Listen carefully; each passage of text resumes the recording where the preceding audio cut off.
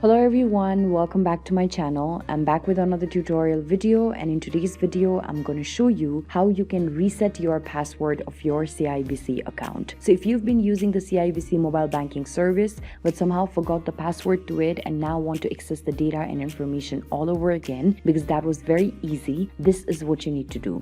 First of all, make sure that you've already downloaded the CIBC mobile banking app on your mobile device and then head over to the app. As you head over to the app, you will land on an interface that looks like this, where you'll have to enter your card number over here and then your password over here in order to log into your account. But now, since you've forgotten the password, you can see that below the sign on option on the lower left hand side, there's an option that says reset password. So tap on the reset password button.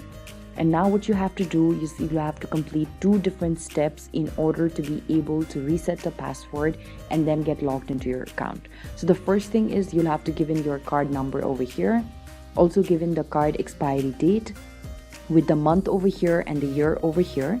You'll also have to give in your Canada or US based phone number, and then you can also switch to international phone number over here and then give in your international phone number if you are not from Canada or US.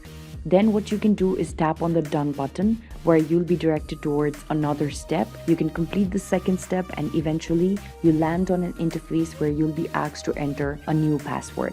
As you enter the new password, along with using the new password and your user ID, you'll get logged into your account. And as you get logged in, it will mean that your account recovery will have been successful.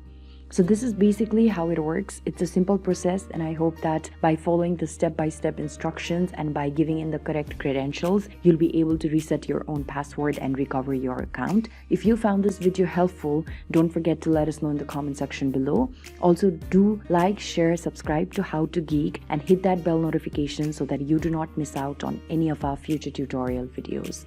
Thank you for watching. I'll see you around next time.